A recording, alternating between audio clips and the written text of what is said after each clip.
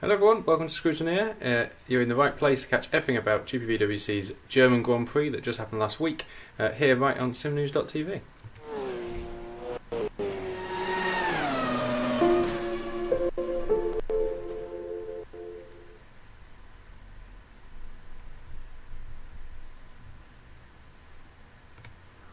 So hello, here we are once again, back for the Aftermath, our second show in this series, partners with the Scrutineer.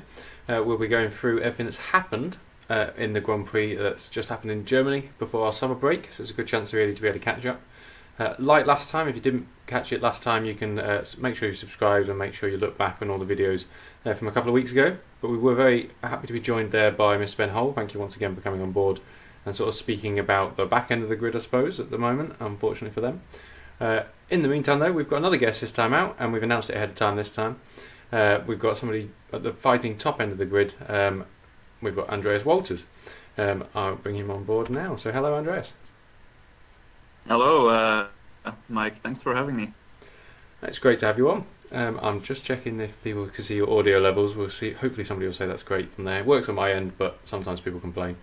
But it's great to have you on board from Edge as well. A lot of changes for you this year. We had you on Sim News at the start. Well, no, seems a long time ago now.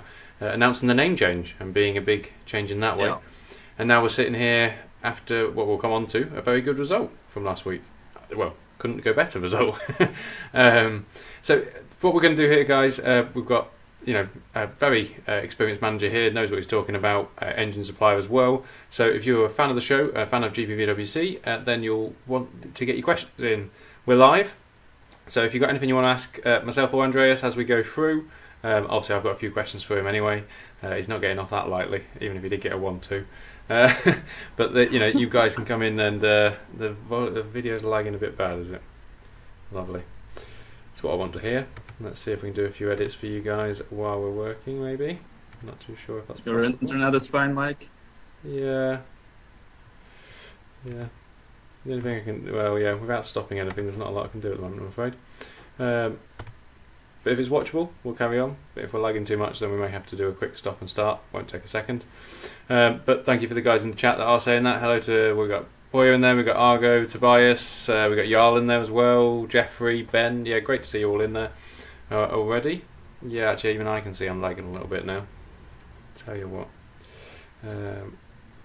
Is it the entire video or just mine? It might be having us both on, maybe, but I'll see what worked last time. I'll tell you what. Anything I can think to do. Sorry, all you can have an all. Very laggy for me too, Janice. Alright, 1 second, guys. We shall return with Andreas. See you soon.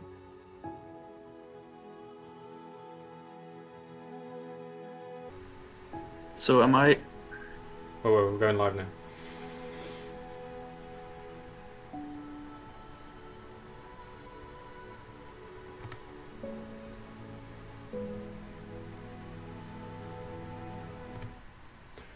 Hello guys, hopefully that's a bit fixed after our technical issues there. It looks even better from my side straight away. So if you hadn't joined us for the little introduction that we did before, we're back live again here with Andreas. So hopefully, I'm sure the guys will tell us anything different in the chat, no doubt. About it'd be a shame if it is all about buffering and videos and things like that. But hopefully all our technical issues and things have come awry. We've got a summer break. It's been a long one. Maybe it's the heat.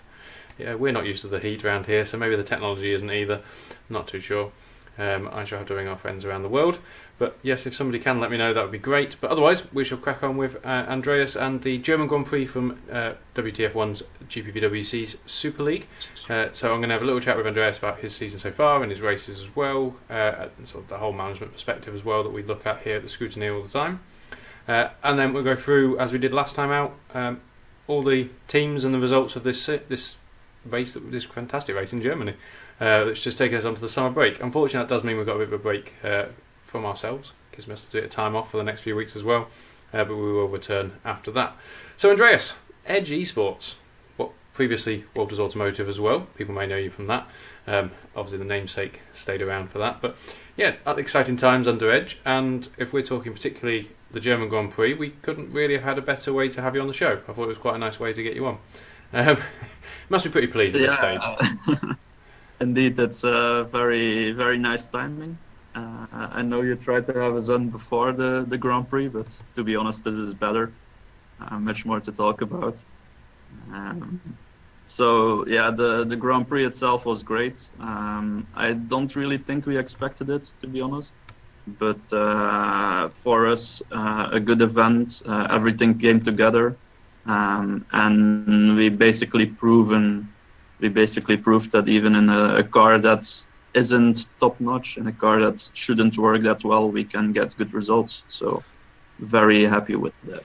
Well, yeah, I was going to come on to that. You sort of, I don't know whether you proved me wrong, as in everything we talked about last time out. I don't know if you saw the Scrutineer show last time, where we actually looked at the time difference of each of the cars, a theoretical time difference on the physical car itself only, the upgrades on the car.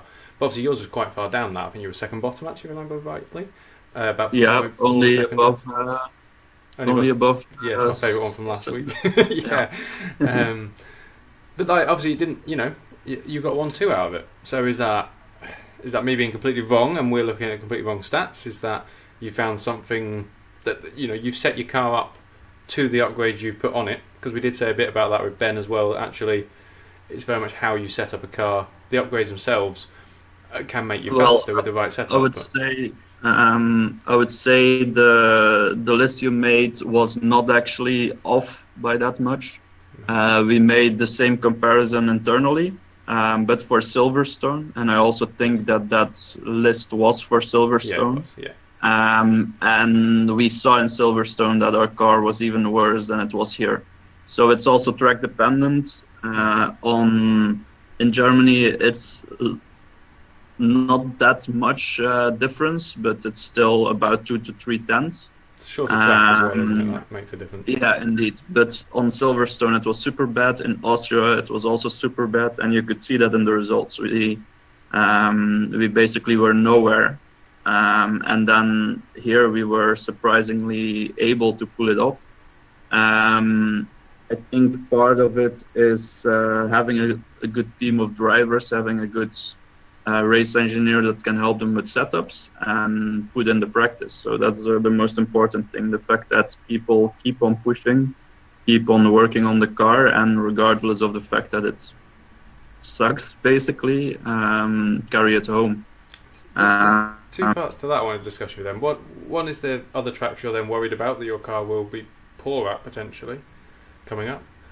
Well, to be honest, we're not that worried going forward. In the beginning of the season, we made basically a mistake of judgment. We went for the front wing upgrade based on measurement data that we made, but we didn't correlate that to the mod itself, only to what it should be in reality. And that's basically not what you're driving in. If your car would be faster in reality because of some things you see in the measurement data that you have from test sessions, that doesn't necessarily mean that it also means you're faster in the sim race. And ultimately, that's the reality you have to work with. So that was basically where we went wrong, and we were way too late in noticing that was actually not working for us, and that's why we've been off so much. I'm not that worried for the future, because basically the way the upgrades are working right now are very much race to the top, max out, start with the next one. Not very realistic in my view, but it allows teams to actually catch up. So you guys, Epic Racing and so on, they have all maxed out or almost maxed out the downforce and the weight. And basically, that means that any team that follows you will also max it out at some point and then go on to less strong upgrades. So we just have to do that, keep working with the setup, because as you can see, that's also super important to get that right, and then take it forward. So you're feeling quite confident then, I suppose. If you think you know, you got a 1-2 off the back of having quite a poor car, but as you say, and as we spoke about in the last Scrutineer show, yeah, people are maxing out certain areas now that are potentially show the highest benefit, which you can still develop quite heavily on because you haven't done those areas as much, and so you could potentially gain and catch up an awful lot. Which, let's be honest, you're winning anyway. So does that mean we're going to see you like jumping further forwards, like running That's off into the the hope, distance? of course. I think we were also a bit fortunate that Alex disconnected. It's bad to say that because he didn't deserve that. To be honest, he was fast enough to take this win. But sometimes we have bad luck, to be honest, and sometimes just lady luck smiles in your favor. And this time it was our turn to capitalize. I think in a one-on-one fight with the current cars, we would still have very big difficulties to catch up with Alex. I think we have to try it anyway. It's our only way we can still go for the championship. But it's a challenge, but we'll try it. Well, you've got to be there to pick up the pieces still, even if you think, you know, if you go, right, Alex might well have won that, arguably, maybe or maybe not. But the fact that you've still got to be there to be able to take that place, you know, when you know the person leading the championship does falter, you've got to be there maximising that, which you guys did. So congratulations on your 1-2, absolutely fantastic. Yeah. When we're talking there, you're saying fundamental. It was interesting actually that at the start of the season you're saying you didn't go off the actual data from the mod. You weren't really working on that. You just went what should work in real life.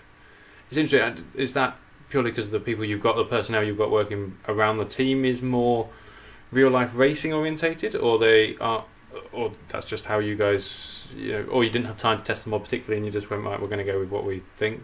Do you feel like you've let the guys down slightly potentially? If you could have built a faster car, could they have won more races in that respect, or is it not all on you? It's a team effort anyway. It was a team effort, so I think it's just something that went wrong by everybody combined. There's no one to blame here, but it happened. We didn't dig deep enough in what should be the fastest. We didn't compare lap times and so on. We just looked at how the car behaved and what you can do with that. And to be honest, we should have gone a bit further. We should have done the actual mileage to show which was faster and go from there.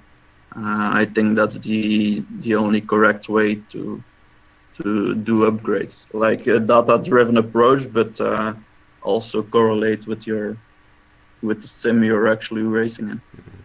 Is that a good learning for next year then, I suppose? Because actually you went the same sort of route as everyone else did with engines, because you running the Quasar this year as well, first time round, seem to have gone a very similar route to everybody else there. Is that just coincidence, or does that you did the testing there but didn't do it on the car? I don't know what, it just so happened. No, I think that wasn't really coincidence. I think there's the fuel upgrades that you need to be able to do the distance, and then you're interested in power. Everybody noticed that more or less. While we've got you on, last show we were sort of questioning slightly because you were the only manufacturer not to bring an upgrade last time out. The others all brought different upgrades and different levels. You didn't. Is that we're expecting one? Is that strategic? We're expecting one soon, or you didn't have enough R&D, or you're saving it for somewhere else? Because obviously, we've said in the show that actually manufacturers will now be at the point where they've only probably got an upgrade, maybe two, between now and the end of the year at some stage, based on the engine R&D points and the cost it takes to do. So, is that a strategy thing, or was it an error? Did you put the wrong date in, and it's going to be ready for next time? We've seen that from teams in the past. I'm not saying you would do, but some other teams have done. We've seen that. So just everything was up in the air. We were expecting all four manufacturers to bring something. You guys didn't. What's up with that? We didn't. It was not an error. It was. I don't know. Well, we will not know it was an error until later. But it was a choice we made. So you will see when we get the next one. Okay. Fair enough. All right. I'm loving it. Not giving anything away, even for the viewers that we've got going on. Fair enough. Not that we can change anything now anyway, regardless. But yes, quite. Oh, are you waiting? Do you actually look at what the other manufacturers and teams do? Interesting from a team manager point of view. Do you actually look at what the other teams are doing? Does that influence what you do as a team management from an upgrade point of view and a tyre choice point of view and things like that, engine choices, all that? data that you can get? Were we analysing it all, or do you do your own race? This is what we think's the best anyway. I think partly you're always looking at things that are happening, trying to explain the outliers. For example, like everybody probably reacted to what Epic Racing was doing. There's just no way around that. You have to keep track of who is using what tires, just because what they will do in the race. Yeah, but I think all in all, you have a strategy for the year, and you try to react on the things that are unexpected. You're not trying to check out every little detail, because that's just too much information. And to be honest, I'm also not personally doing these things. The guys themselves, PETAR and y'all, are very active in that regards. They know what tires they want, they know which engine they want, and they are now also working together with Mohamed Patel to get deeper into the right setup and the right strategy for the race. I was going to say, who else is behind the team then? So obviously we know yourself, we see PETAR and we see Jarl racing. We saw Patel last broadcast as well, and he's been on the pit wall a couple of races we've seen now. You know, who's in the team? What makes the team tick, I suppose?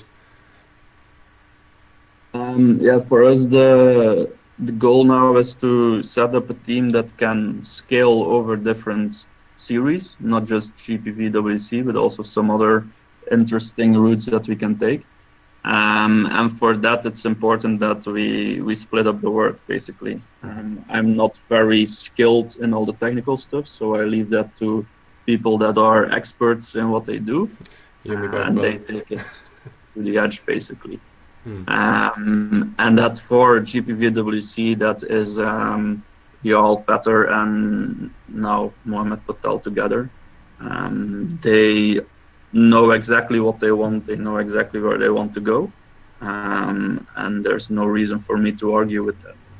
Well, of course. I mean, is Mohamed then sat there as a nice option for you?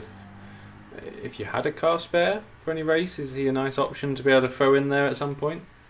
See how he does? You know, if there would former sim racing champion, if nobody knows who he is, then like, yeah, it's a nice backup.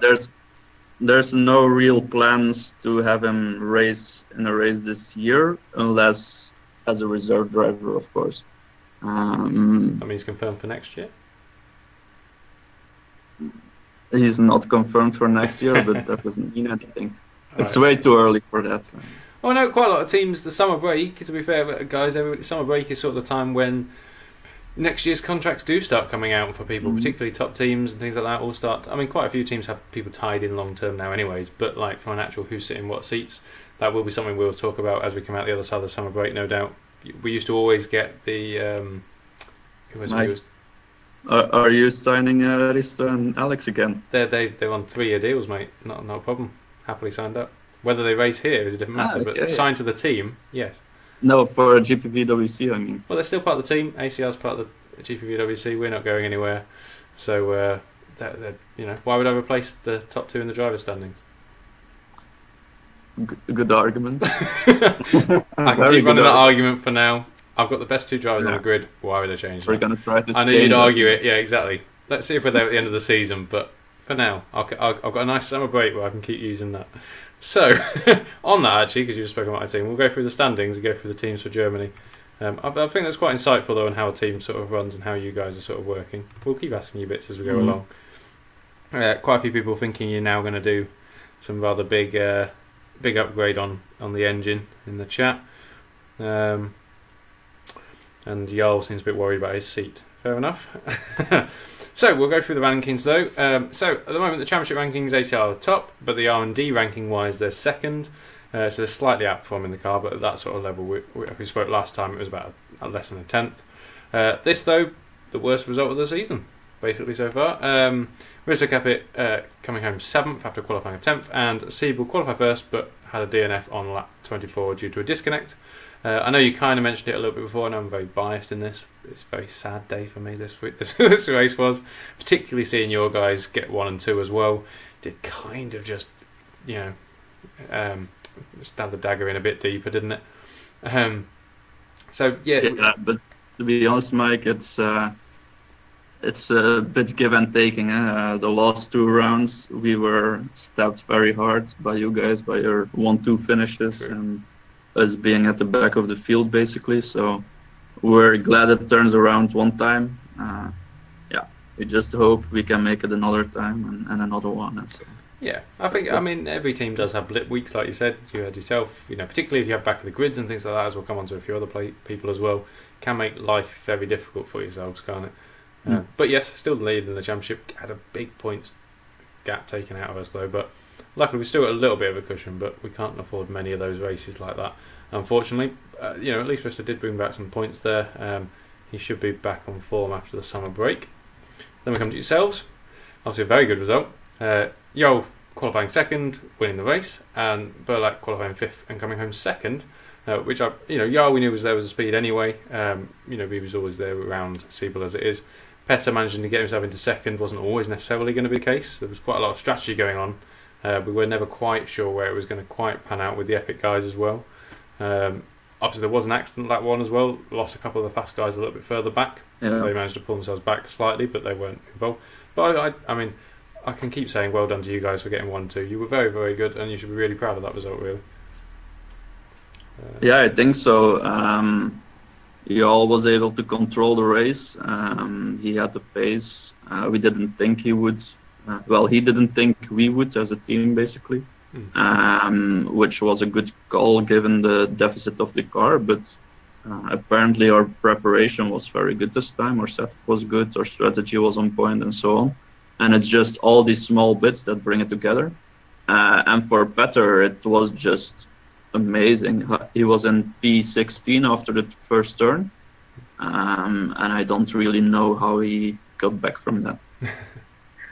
There's been a few races he's had to do that, unfortunately. I kind of think with PETAR he's had a bit of bad luck or some back of the grids and ended up in some accidents early on in the season. He probably could have an awful lot more podiums to his name, I think. Is we going to see an internal battle between you guys actually now? Because obviously they seem to change in the driver standings like every week. Is there a whole who's number one driver, who's second? Is there a thing? No, they are free to race. They both make choices together. There's no number one or number two, and I think that's also the strength of the team. We have two drivers that are in the same league and the same speed, and that really pulls it together. You see other teams where you have a strong driver and a weak driver, and to be honest, I think that in such teams, you're holding back the stronger driver by not being able to giving the support from a second driver that also gives the same speed, has the same work attitude, and so on. And for me, that's one of the important things, having people that turn up consistently first, so that you just have the same guys always doing the races. That creates knowledge of the car and so on. And then also, the fact that they are doing things together and fighting at the same at the same side of the grid. They both signed up long term as well. Wait, can you repeat? They both signed up long term as well, as we're having that little debate. I think they are very happy where they are in the team. I think we for sure want to do next things with them. And we are moving forward. They are also moving forward. So it's a very good working relationship. Nice one. Well, let's move on to Epic, who probably will be slightly disappointed by this result, weirdly. But Boy Milan managed to get himself a second place, which is fantastic. And Fournier, after that first lap as well, managed to pull himself back up to fourth, having qualified third. So actually, a very good team result. But probably, considering the way the race panned out, Boyer probably was looking to try and win that race, and Fournier was thinking the same probably at the start of the race, from third on the grid to actually and fourth. You know, he was fourth, but he was nearly 20 seconds off the lead. So actually, he was never really in contention for the win again. So if anything, Boy Milan says no, I'm not disappointed. No, I'm disappointed apparently. Oh well. But yeah, I mean, I thought it was a great result for the team, and you've still got to remember this is a team in the first year in the league here in Super League. They've got an R&D ranking of first. They've got the best car on the grid, but they're in third in the championship. For a new team, that's great. Yeah, yeah. For me, Epic is the example of how a team should operate in their first year. They have done so many things right.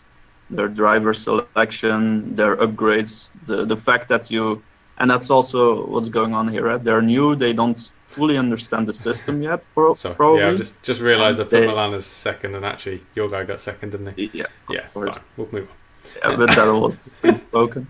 But the fact that they are new to the system and try to understand it to the deepest core and don't make any assumption. That's basically what gives them this amazing car. And for me, that's I think one of the decisions that if there would be a manager of the year thing, they would certainly be in contention because they don't take things for granted. Fair enough. Apparently that's my fault with the graphics there, not Alex. Don't blame him. I've done that. So yeah, fixed it. There you go. Happy guys. 3rd and 5th. I did promote them slightly. So there you go. But they're still a very good team result. The point still stands. Everything else that we said still stands. I think they've been doing fantastic this year. Look at them. Everyone's going mad now. Tell you what, you got more to say when we have an issue, don't we? Dear God. Sorry, Alex. There's the real graphic. Don't shoot him, shoot me. Been a long day. Evolution next up. Let me just check I've definitely got the right graphic with this one. No. It's a nightmare, isn't it? Some people. Dennis was 6th and... Yep, 6th in a DNF. That's fine. I've got that on there now. I could just make up results on this, couldn't I? And see if anyone actually completely noticed. It'd be great. So yeah, this one though, I thought, as we'll come on to, I thought Evolution would do rather well here, because in their car, and as we were looking at it with some others, you know, Dennis, I suppose Dennis qualified 6th and finished 6th, so maybe he was on pace, but he did have quite a lot of damage after that first corner. It seemed he seemed to let people by when he was in. You know, people having come up who were obviously faster. I think he was doing quite a clever drive for himself more than anything else. And then Tom had unfortunately one of his not so great races, qualifying 13th, and then ended up with a DNF in the end. I don't think he'd be happy with himself slightly with that. He is a much better driver than I think he's coming across this year, unfortunately. Yeah, I think as a new team still sat there in 4th. They've got an R&D ranking of 3rd, so they've got the 3rd best car. So they're still doing rather well though as a new team, and I think both those drivers are capable of an awful lot of points. This race though was really probably not their shining light this season, and you know they'll go into the summer break thinking, yeah, we've got a lot of work to do this summer break. Yeah, I think for Dennis it was the usual. I think he showed very good consistency over the entire season so far, and he's one of those guys that's carrying forward.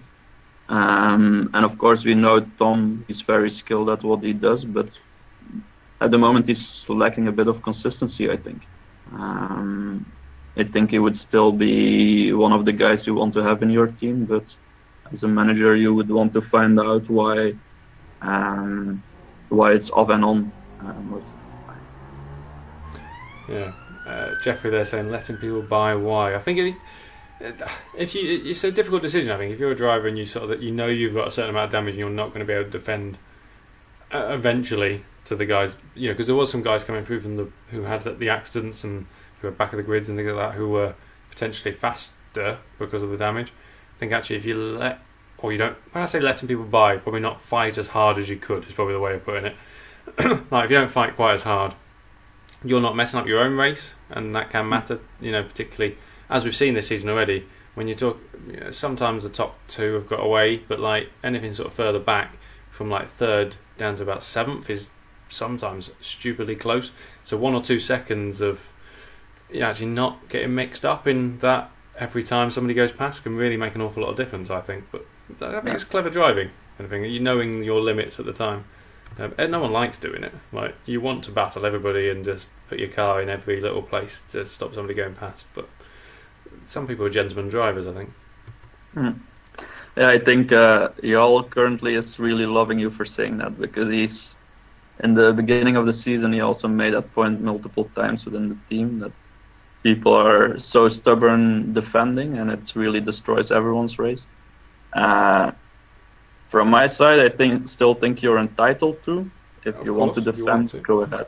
But it's not always the smartest thing to do. Well, yeah, I think it benefits themselves not to. I think that, whereas they'll think I'm trying to battle away. All you're going to end up doing is either having an accident. I mean, if it's 2-3 laps from the end, yeah, by all means defend it. Your life depends on it. But we spoke a bit about back markers last time out with Ben, and actually, yeah, it was because that was quite adamant. There's people battling at the back outside the points, holding up lap drivers is becoming potentially a theme now. It's happened 2 races on the bounce. I think some of the guys at the back need to have a look at themselves as well, particularly if there's not a point on the line. I know it's pride and everyone's racing for fun as well. Don't mess up other people's races though. You know, if you think you're quicker, just hold back the 2 corners, let the guy past, and then try and get past after that. Hawkeye next up. Now I thought Hawkeye would do quite well. Again, their car's not too bad. It's 6th in the and they are 5th in the championship, but they're 6th in the rankings. Unfortunately, when I did all that, Cost's penalty then came through, so he had to start from the back. And Martin didn't start at all, which is unfortunate for him. I think that's only the second DNS that we've had all season. Adonis had one and Hawkeye have had one now. So really not a great day. Although Costa's drive from the back was admirable, and to get himself to 10th, arguably could have been a couple places higher. But to get himself up into 10th is a good point score. He will have probably wanted more, but realistically that's probably not really an option from right at the back nowadays. The grid is such a, it's a quality grid. Getting quite high up is difficult from the back nowadays, unless it's a wet race or something along those lines where you can really play with the strategy. But yeah, I think this is another team where they'll want to forget Germany and move on. It's a shame really they've got some break, because you can't really forget it as easy. Yeah, it's your final race before you take a vacation, so it's fixed in your mind. I'm not complaining. Well, no, you go away happy. But for Hawkeye, I think for them the primary goal should be to find a second driver that can do the remainder of the season, because I think Costa is he had one DQ, but other than that and one DNF. Other than that, his results have been top notch and consistent in the points, knocking on the podium position door basically. But he needs a teammate to support that. He needs a teammate that can challenge him, and then you can start to chase those new guys, Epic Racing and Evolution Motorsport. Well, absolutely. I mean, I think Martini has the skill. We saw him in Super Cup, beating most people in that. It was fantastic. Just not happened in Super League, and I don't know why. There might be some reason why he didn't start. Particularly, we don't know at this stage. I don't want to speculate, but he needs to try and change. We don't know if he'll even be back after the summer break. I don't know if he was on a primary or a reserve contract for 4 rounds, or I think it was announced to the summer break, wasn't it? Then we come on to Nordsten, who another team that all want to forget this. They've actually got an IMD ranking of 10th, and they are beating that by in a championship position of 6th. It is very close, it must be said, all the way down, right down to about 11th or 12th. But we've got Fidek and Cooper, most experienced people on the grid, in the most experienced team on the grid. But the team itself's been around 17 seasons now. We've got some drivers that haven't been alive that long, which is scary in itself. The guys qualified 20th and 17th, which from the R&D ranking is where you'd kind of expect them to be right down there, and they both finished over a lap down and out of the points. First time Nordsten have done that for many years apparently. I can't remember the exact stat. Mr. James Kirk on the broadcast came up with it. But yeah, a long way. We're talking many years since they haven't scored a point with either car. Bit of a worry, or just a blip? Yeah, I don't know what their goals are, of course, for the season. They are 6th. That's not where you expect them to be. I think Fidek particularly is still getting some good points, but Alex is a bit back. I don't know if he can keep up with Fidek. And then the question is, where is the car? Where is the setup? I like that they stick with 2 guys, but they definitely need to find why they are off pace so much. And I can hear it when Fidek is talking in interviews and so on, that he's a bit frustrated by that. Well, they're another team that went the way sort of development-ish like you guys did, doing the wings first. I know Fidek did have I know he had quite an injury through this race particularly, just for this one. It doesn't account for the whole season, but I'm fully aware that he was nearly didn't race at all apparently, and was in an awful lot of pain. So we wish him well and hope he gets better. But so in some respects, finishing is fantastic, but yet not a great team result. Ultimately, you can only work with at the timescale and the drivers you got in front of you. I'd imagine their goal at the start of the year was probably the championship. They nearly had it last year, and they've got a two-time world champion on the books. So coming sixth, probably not really where Nordrum want to be, but we'll move on quickly so that they forget that one as well. Moving up the standings though, is EVAL. Like I said, it was very close in the championship battle all the way down here. So they've got an R&D ranking of 12th, but they've got now up into the championship of 7th. And this mainly came off the back of Ryan Kilt. So he qualified 7th in that car and finished 4th, which he should not be up in that position with that car in theory. Arguably, your guys shouldn't be at the top either with that. But when your teammate finishes a lap down, there's a big difference there, isn't there? Yeah, I think Greg was fantastic. We are super impressed by Gilk. I think it's not just this race. He's been very consistent over the entire year, and that's what you need. He's had a few accidents I've seen, but he's always had the pace. The pace is there. He seems to be out driving the car anyway. Reminds me a little bit of Lee Morris. A bit. Yeah, only he sits around. He doesn't rage quit, you know. Well, yeah, exactly. Yeah, or get banned. Yes, this could be the better option of the guy. But the guy it was a great drive. He never even seemed that. He seemed to he was up there with pure pace. To be fair, it wasn't a particular luck. I know there was the first lap instant for about the three of them of Fournier, Jordan, and who else was on that? I can't remember who else was there now. Anyway, the three of them at the front there also had to fall back. So was it BRLJAK actually? It might have been the three of them. So unfortunately, they all ended up towards the back. But Kilt stayed up there. He ran the sort of strategy that you'd expect from most guys, and still managed to beat them on pace. So I was mightily impressed. Must be said.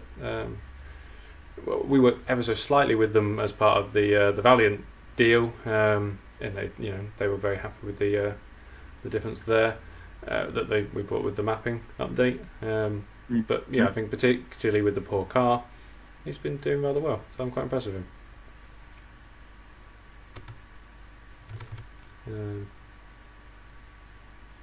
Jeffrey asks, is that helping a lot to practice with Zach's speed? Don't know. Sign with Valiant next year and you might find out. Red Archer, still sitting there in 8th in the championship. They've got an R&D ranking of 4th though, so the car is pretty good. Pedro Gomez showed it was, he's been scoring consistently. He's had a couple of off rounds, but been scoring consistently and did well here. Qualified 8th, and came 8th. I think that's where they're at. Eric Andre stepped in as a reserve, unsurprisingly qualified 18th and DNF'd. He hasn't got the best record in Super League. I think if memory serves me, I think he's probably got the record for the most pit stops in a race. I think that's probably his claim to fame in Super League. I think he did about 11 in one race, which is unthinkable nowadays. But Pedro Gomez really moving that team forwards at the moment. I think when they get both drivers back, they could be driving rather well. Hopefully after the summer break they will do. Or they'll get somebody in properly, because I know Angeloni was in that seat only till the summer break as a temporary role. So whether or not they managed to convince him to sign for the whole year, or whether they've got somebody else stepping in. But this team seems to be, from a Scrutineer point of view, the car is built rather well, it seems. And Gomez scoring because there's some points. He must be quite happy to get himself back up there. Because 8th, it doesn't sound fantastic 8th nowadays, but actually when you look at the guys that are ahead of him and behind, that's well in there. That's really on the money, really. Yeah, I think they should talk to Angeloni, to be honest. If you see what he did for the team in 3 rounds, it's 3 times points, a 5th position. So I think that's a solid drive. It's not the best thing ever, but if you have that alongside Gomez, you have value for the rest of the season. I think you have a team there then that can be up there with, arguably take on a Nordrum in 6th at the moment, that sort of level, 5th maybe. Sort of could be where they're at, which for you know, Red Archer rebuilding, I think, is a pretty good place. Yeah, certainly it's achievable. I think Hawkeye might be hard at this point, given their drivers, but it's only 20 points until Nordschon, so nothing is set in stone yet. Well, no. Something else that surprises a little bit and likes to do things a little bit differently is flag to flag. So yeah, last time out I said that Mark Hutchinson was the one scoring all the points and keeping this team going, and of course that means that he didn't score any points here and his teammate did. So they dropped to 9th in the championship, but they have an R&D ranking of 8th. They're about where their car should be, realistically. Hutchinson did qualify 15th and then DNF'd on quite late on in the game, really. But Michael Ayres qualified, well, I say qualified 25th. He had a penalty, so ended up 25th, but came back to 11th. So actually it was a pretty good result by him, really, and something that people have been saying he should be able to do all season. He has raced here previously, so we kind of expected, and it's nice to see him start scoring some points and actually keeping that team going. So all this team's really after at this stage, just consistent point scores, and they'll be right up there as well. As we've seen for some teams above who aren't scoring with 2 cars, if you can get 2 cars scoring, you're doing well. So they'll probably be a bit disappointed they didn't manage to get 2 going, but I imagine that that will have helped Michael's confidence massively to get some good points on the board. Yeah, for me, Flag to Flag is one of those teams that entered Super League, and they are at the moment doing enough to be there. I think it's all about the relegation at the end of the year for them and for me Zurich. And they should know how to keep that going, because if they drop the ball in the second half of the season and Zurich finds their pace, they might be out for the next year, and that's not somewhere they want to be. Yeah, but I think for now it's going good. They are not top performers, but they are there. They show up. They have points finishes, and I think that deserves them a spot in Super League. Reminds me very much of my team first year. We actually ended up 6th in the championship, but we were just consistent point scoring, and that's where we got to. And then you build on from that. So yeah, I think it's fair. Obviously, I say that's what you do as a first year team, and then you look at what Epic and Evolution are doing, and that's just blown it out. It's all changed. A team that we wouldn't expect to be down here, but still is, unfortunately, is Adonis. Although they have been rising up slightly, so they are now only 10th in the championship with an R&D ranking of 9th, so they're getting there. We got KASDORP qualified 9th, finished 9th. Ethan, after his injury, came back, qualified 12th and finished 14th though. But a double point score, which if you're quite far down the standings like this, before this or actually further down the standings, then that's kind of what you need as the bare minimum. And to be fair, Yuri showed a lot more pace. He probably could have finished higher than that. We've said that a few rounds now, unfortunately, though, with himself. He probably could have had a few, arguably, up in the top 5s, but yeah, maybe not. And Efren, I think, will just be happy that he got to the finish after his injury, and we'll probably see him bounce back after the summer break. The car itself as well, when we spoke on the Scrutineer, is now going the route that most of the main teams are doing.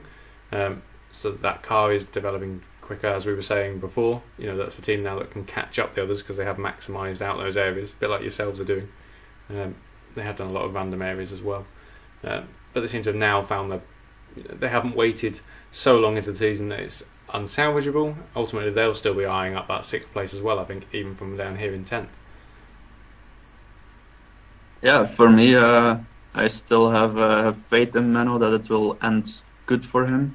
I think at the moment they are not in a position to battle for a high position in the championship. It's been a bit off, I think, since 2 years ago. If you look at the history of Adonis, they have basically MENNO has carried them through Formula Challenge, Super Cup, and into Super League in 2 years' time. You also see what they did in 2016 with a good setup of 2 drivers that did every round. But the 2 years after, they're a bit scattered around, I think. Too many different drivers, inconsistency in fielding the cars. And that's what can hold you back as a team. But I'm not worried. Adonis is here to stay, and maybe they just want to regroup for the next year. Fournier pointing out it's the first time both Adonis cars have scored points in a race. That has to be celebrated in itself. It's only taken them half a year, but well done. So that shows they're on the rise, doesn't it? At least. Yes, yes. But yeah, Storm, unfortunately, a bit of a decline at the moment after their very good start to the season. They've got an R&D ranking of 7th, and they're now down to 11th in the championship. Speaking of MENNO KLONT, his team is now beating his team he drives for, which wasn't previously the case. Qualified 21st, finished 20th, a lap down. Sven de Vries was drafted in as a reserve late on. Didn't actually set a time, I don't think, in qualifying, if I remember rightly, so started 23rd. But unfortunately DNF'd as well, quite spectacularly DNF'd, it must be said. Was it a brake failure or something along those lines anyway? Which is the sort of thing that comes in testing, and actually if you've been thrown in as a reserve, you probably haven't had time to do a full race distance testing. So it was lap 63 he actually failed there, but he had pace before that. He was sort of battling away with some guys to score some good points for the team. So the car obviously has pace in it. And as we've seen earlier in the year, Liam Duval, it had pace. It just seems to be dropping off a bit now. And you'd argue, I'm a little worried for this team. If they keep going like this is not the first time they've not scored. Yeah, it's disappointing round one. They're going to massively want to forget. Need to make sure who's in that first seat is going to be in that seat, you know, going forwards. If that is Sven for a couple of rounds, that might be a good option. He's quick, he could score a lot of points. But arguably with his primary contract in Super Cup, that's not going to be a long-term option for them. And MANUEL's still there, dogging around. But yeah, they were. What's it? To be honest, I'm a bit worried what's going on with Duval. I think he showed a very good start of the season. Second in Australia, of course, was maybe a bit of luck, but also he was there. And then 8th, 10th, that's still acceptable. But the DNFs at this point are not really that impressive. Maybe it has something to do with him and he has a virtual reality glass, right? I don't know if that's really what for it. Well, it does take. Yeah, I suppose maybe it does take some adapting to do, doesn't it? I mean, I've never. Having said that, I'm going off just what people tell me. I've not had the experience myself. But yeah, people seem to think that it takes an awful. Sometimes people think it seems to add an awful lot as well, in that they can, you know, do a lot more. They can see a lot more for the apexes and things like that than you can just off the screens. So potentially it could make you quicker. But I imagine changing from one to the other would be quite a time-consuming. You'd have to put the time in to really maximise that, I'd imagine. But yeah. Also, the question is, what are the refresh rates and so on, and what is the speed of the device, and does it help you to actually become faster? For sure, that's immersion, but is it relevant for sim racing? I think it's yeah. I think we're going to have to. Not that we could talk here for hours probably on the future of sim racing and VR, and yeah, just I think that's another show in itself, isn't it? Zurich, next up, R&D ranking of 5th, so the car is actually pretty damn good. They have maxed out in certain areas, or near enough. Championship wise, they're only 12th, but they did get a double points finish. So we've got Paolini qualified 11th and came 13th, and WOPKE came qualified 14th and came 15th. So it's low end of the points, but it's still a double points finish. You know, ultimately, when you when we were saying at this end of the season, this part of the standings, you want to be getting points on the board, and some other races just getting two cars to the finish would have got you some good points on the board as well.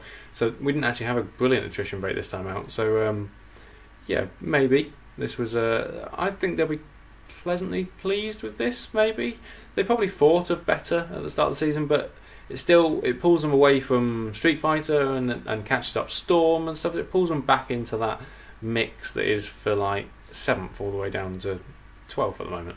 I think it's very, very close all around there. It only takes one good result for a team, and they're going to be right up there with two. If they got 2 cars, they could jump right up there. So could be interesting. But I like the drivers. They've been together a while. I quite like the way the team seems to work. It seems to be quite a small outfit, the way they're working, but kind of like a Williams sort of vibe to the team. Kind of quite like that. Yeah, they show consistently and they get points, but it's a do or die season for them. Either they jump over flag to flag, or some other team that just doesn't perform, or they go back to Super Cup. So it's it's difficult, but I'm sure they can if they want to. I mean, we have seen normally the admins are quite lenient on first-year teams. They normally get a bit of a buy from the relegation battle, almost, which is why we've spoken on this show about Madcake versus Street Fighter the relegation. But you can argue, of course, if these guys hadn't done enough. But I think from a new team, if you're turning up with two drivers like Flag to Flag and Zurich are, they're probably going to be okay. Not the admin, don't know, not my choice, but I'd assume they would be. Speaking of people, think for the one relegation, it's just about the points, and we are not in a team standings where there's a lot of space for another team on top of the people that are already there. So if there has to be one that moves up from Super Cup, somebody has to move down. Well, of course. Or you have to have 15 teams. Yeah. Well, yeah, we keep adding to it every year, shall we? Is that the case? Yeah. I mean, well, yeah. On this basis, though, they probably will still outscore some of the others, but we'll see. So we'll go to Street Fighter. R&D ranking of 14th, and they've got a championship ranking of 13th. So they are technically outperforming the car. They built the car though, but yeah, Hull did his usual Hull thing, 22nd and a DNF. Only did 10 laps this time, so saved a nice bit of engine. Following guy qualified 16th and did get points for the team of 12th, so that was very well, you know, yeah, it is well done. For the car that they've got, that was a good drive from Florian. When we've spoken previously, we've sort of said, well, they should do a lot better. They should be doing a lot better, but you're going to drive what's put in front of you, you know, what you sat in. So in that respect, it shouldn't, you know, R&D ranking of 14th, it shouldn't be scoring points. Officially the worst car on the grid. So to score something is got to be seen as a bonus and to move up from where they were. You know, we were talking about teams going into the summer break quite happy. I suppose Florian will be vaguely optimistic, probably. Ben, though, may be rethinking things. He already rethought things, right? For the end of the season. Well, for next season, yes. Yeah. May debate whether you drag that further forwards, but not my choice. It would be a good choice to see if somebody else can... from a manager's perspective, huh? Well, that's the difference, isn't it? Yeah, we're sitting here as a manager's perspective, but if you're the driver, you know, you don't want to get booted out. Like, you don't want to... And equally, when you're managing the team and driving in it, that's quite a difficult decision as well. You've got to... you know, what hat do you put on to decide if you drop yourself? I don't know. I mean, yeah, I mean, have you ever had to kick a driver mid-season? Look, it was not their choice?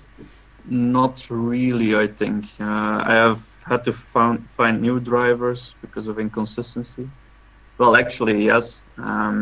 Last year we made a decision with Daniel basically to have somebody else in halfway the season, and that's where y'all joined us. But it was at that point not really a kicking kind of thing. We just saw that we were losing ground and that Gergo needed somebody alongside that was equal in pace, like we have now with PETAR and y'all. And we succeeded in that. But for sure, at that point, you make a decision together to see what is working better. And it should be that easy from a manager's perspective. I do understand that that people want to drive Super League. It's the top tier of motorsport in GPVWC, so you want to be there. Well, absolutely. Interesting one we've got here. Alex SIEBEL, our championship leader, must say, said Red Bull Street Fighter working with Edge now? Question mark. Anything on that? Or is that all? Why do you think that? I've just literally got a question in the chat. We are not. That's not what's happening. Fair enough then. That explains why they're right down the bottom of the grid. Maybe they should be. And us both making the front ring was a coincidence. It was not decided together. Right, okay, fair enough. Maybe that's where the link comes from. Mad Cape, last up, championship 14th. They've got an R&D ranking of 11th though. The car's not the worst on the grid, but they are making it look like it is. So Sutton, 26th with the penalty. He is a Red Bull driver as well, as we spoke to Ben last time out, and DNF'd. He's doing his Red Bull charm there, obviously. And then Tobias OLSSON, back in the car with 24th in qualifying even, and 17th a lap down as well. Not too far off the points, I suppose, actually, all in. And he has scored points recently for the team. But again, still, when you're at the back and getting no points out of it, that's, yeah, you're only going one way, aren't you, at this stage, unfortunately, I think. Yeah, they are not going anywhere this season. They are lucky they have the Lee Morris cushion from last year. But yeah, it will last them the season. Then what's next? Well, that's, yeah, that's true. You can't, yeah, you'd assume as a manager you'd be like I said when we were talking about summer break is when you start looking at next year. If you're down this end of the grid, as we were talking with Street Fighter, is the argument next year is too late? Like, this needs dealing with now, or will we start seeing teams go, actually we'll stop developing the car, we're going to give up on this year effectively, and then just power everything into next year? Don't know. I think for Madcape actually that would be a good decision. They are not making points anyway with the drivers they have, so why keep investing in something that doesn't bring them anything? So they could look forward to next year, gear up for that, find their strength again, and go forward. It's not always a bad thing to have a difficult season. I don't think so, but you have to learn your lessons from it. I think a lot of teams will have, you know, particularly if you end up in Super League for a prolonged period of time, the way the system works in itself, you almost need a bad year. Save a bit of money, save a bit of R&D, you know, gather yourselves again. It's very easy to potentially make a mistake or have your lead driver suddenly leave or something like that mid-season. Loads of stuff can happen. So, like we've seen Norwich in the past, I know they've been 17 years now, but they did have a lull at one for a couple of years. They were sort of 7th or 8th in the standings, and then came back and started winning championships. So there's an awful lot that can factor into it. And Madcape do an awful lot of running in other series as well, like ourselves do, and yourselves. So maybe there's a mix there in what where the attention is drawn sometimes as well can make a big difference. But yeah, I think they've got an awful lot of work. They need this summer break, and they needed to spend some serious time on it. I think I was quite harsh on them last time in the Scrutineer. So as we'll come on to actually, my predictions. So I'm going to have you here to sort of tell you, for you to say, you know what, yeah, you did a good prediction here, or no, that was a stupid call. Bearing in mind I do 4 every time, so yeah, I'm going to mess up the odd one. Alright, yeah, so be slightly lenient, but what you predicted. But that's what I'm going to tell you now. So my first prediction was that Hawkeye would be set for success this time out. I don't think they had a chance to, realistically. That was before we had the penalty for Costa at the grid, and then Martini didn't show up. So yeah, I mean, obviously Costa did well from where he started. But from my point of view, I'd call that one a null prediction, just because it's not what was realistically predicted. Happen. Sorry, Mike, you were wrong. Well, I was wrong on that one, but I'm calling myself. I'm not even counting that one because that wasn't even the team that I predicted realistically. Prediction 2 though was Evolution. I set them for success, and I'd say they probably didn't realistically. Yeah, you have Dennis doing what he does again, so that's I would call that success. But then Tom retired, right? Yeah, so I don't know. I think Dennis being up there is good. It's better than Hawkeye, which is good for them. But I suppose they are pulling away from Hawkeye in the standings, but arguably the 3 team, well, yeah, 2 teams above them at least pulled away. Sure. So partly giving me that one, maybe not. Maybe yeah, 50-50. Good shot. So next prediction was reason to worry was Madcape. I mean, it was kind of obvious, and I kind of hit them quite where it hurt. Sort of saying, you know what, this team deserves to go down was basically my sentiment. I still believe that. They've shown me absolutely nothing different other than 2 cars turned up to the grid, which, as we pointed out already, not every team could say that this season, so kudos on that. Other than that, though, I can't really see. It's hard to find the motivation to do that. I'd imagine turn up every week, knowing that you're quite likely to just run around at the back. But yeah, I think I predicted them to not do very well. They didn't score any points, so I've got to have a tick on that one, surely. Of course, you also need back markers in a race. It's part of the game. There is always a team lost, so it's not necessarily a bad thing. But I get the feeling that a back marker adds a lot if they have a history and they also are very likable and so on. For example, Green Stripes had that. I think a lot of people were just a fan because it was Green Stripes.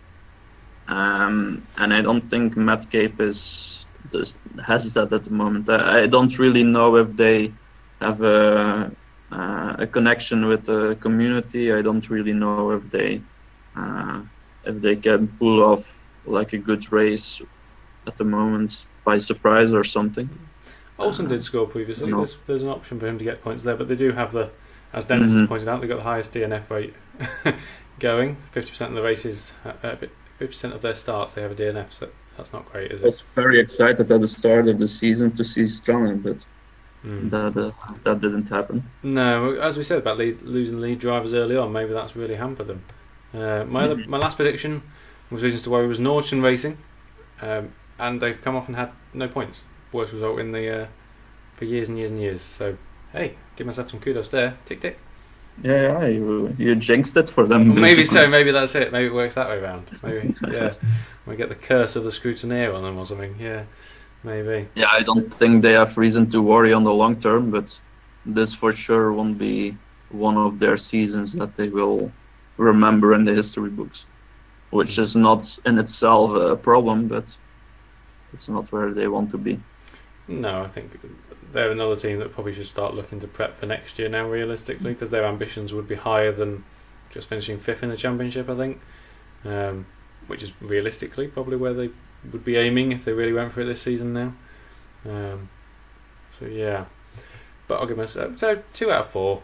Give myself that. It's not too bad. Yeah, so well I've got done. the 2 ones that are going to do poor and not the great ones. But yeah, I should have just gone with an easy one like yourselves or Epic, shouldn't I? But there you go. So in the well, myself, would that have been easy?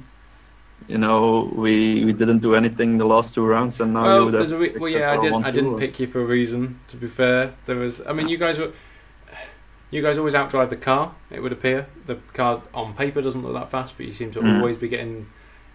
You know, had race wins previously as well. It's not the first one, and it's had podiums as well. You've always been up there, even if you haven't won. So, yeah, you're outdriving the car, arguably.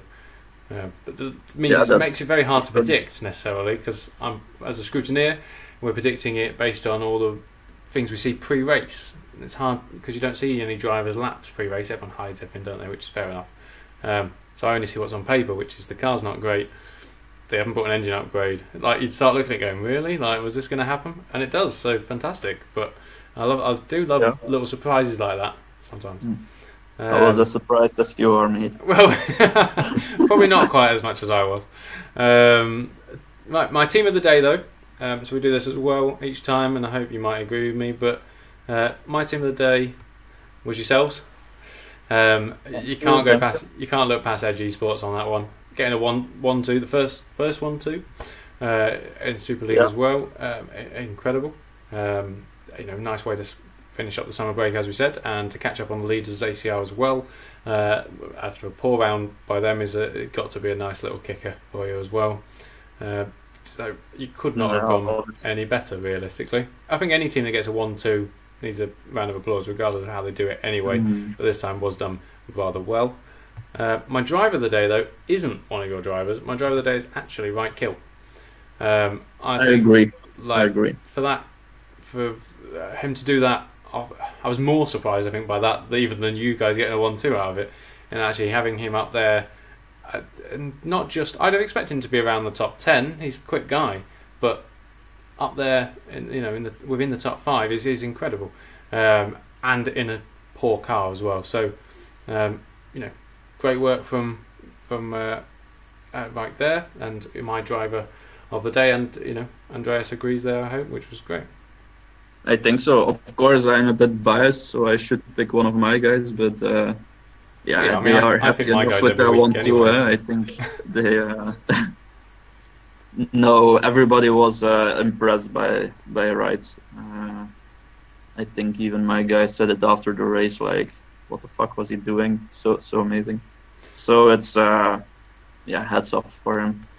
What I do like about all this, so we've had him and your guys all really outperforming their cars, and it just shows that yes, we talk all about the cars and how much difference it makes and all this, but actually, if you've got a fantastic driver in that car, it doesn't make a blind bit of difference what your car is like realistically. You can set that car up to the upgrades you have in a way that will make you fast anyway, because the difference in the car upgrades is minuscule really. A driver can make that difference up. We're not talking seconds apart between the cars, we're talking tenths of a second, and those tenths of a second can be caught up by the drivers as well, and that's what I do love about Super League. And yes, we've got all this going on, we've got different tyres going on, different upgrades, different engines, different engine upgrades, engine choices as well that make a difference. And then on top of all that, you can throw all that out the window and you get a great driver in a car that should not be anywhere near at the top. And you know, arguably there, three of the top four should not have really realistically been up there based on their car alone. Like, so it just shows that it's just so unpredictable, this series. Absolutely love it for that reason. Any parting words? I know we've been going on for a little while now, everybody. Thank you very much for joining us so far. Yeah, thanks for having me. Parting words. I think, yeah, it's all about the package. Get the package together, not just the car, everything. And enjoy your summer season. Yeah. We'll be back. What are you guys doing with your summer time off? Well, we're doing some upgrades. We're practicing a little bit. I don't have any special holidays scheduled. Try not to practice too much, eh? Give us all a chance. No. There will also be a team event. We will go together to do some fun stuff and meet each other, which is also nice. To actually see the people you are working together with, always online, it's always voice comms and so on, and after so many years you've actually not met a lot of them, even though some of them are on live events. It's good to meet up once and see what happens. Absolutely. I think it's a great way that teams work as a community, and the whole community works as well. I do love, we'll come to it later in the season, but GPVWC Day at the end of the year as well. Fantastic if everyone sort of congregate and meet somewhere and get to know each other. You might get to meet your own teammates, but you also might get to meet some rivals or somebody that you've hit 3 or 4 times on the track, or somebody that you might have had a great battle with. Meet them in person, and it can change your perception sometimes. It really can. It's a great, everyone's got that passion. Do love it. So then you see that your worst rival is actually a very likable guy, and your best friends forever. Unless you meet me, and then I'm an absolute arse. So yeah, generally we've got. You've met me a couple of times, to be fair, you know. So yeah, we're off for a little while now. GPV has a nice break, summer break, I suppose. Enjoy the heat, enjoy the World Cup, enjoy the Formula 1. There's loads of stuff going on, but we're back soon after. The aftermath won't be back until the week after the next race. Is it Hungary we go to next, off the top of my head? Ooh, yes, he says. Well, 11 at Hungary sounds about right. Shows how much we haven't been doing any testing yet. Yeah, so we've got that race coming up. So make sure to catch the second half of the season. You can subscribe below to GPVWC Simracing. The races are all live on here. We're back as well with the Scrutineer ahead of that race, and then I'll be back with the aftermath with hopefully another guest telling me all about their team and what's going on and the race that they've just been part of in Hungary. I know not everyone stops. There will be a lot of testing and a lot going on. We'll always be around. More stuff coming from simnews.tv as well, and there will be a few announcements, no doubt, from GPV about other series potentially and things like that. So make sure you have subscribed and hit the notification. Maybe it's becoming a bit of a swear word around here, though, isn't it? Like, you know, the series that the series that will not be named. Yeah, may well come about. So if it does, then great, and you can all get involved in that. You know, I'm sure it'll be around at some stage, so just make sure you're following on and involved. Thank you very much for joining us at this late hour, everybody. All nearly 30 of you at one stage, so fantastic. Thank you all for your chats and everything over the first half of the season, and we look forward to seeing you in the second. Make sure you join us, and thank you again for Andreas for joining me for this show. My pleasure. Bye bye. See you all soon.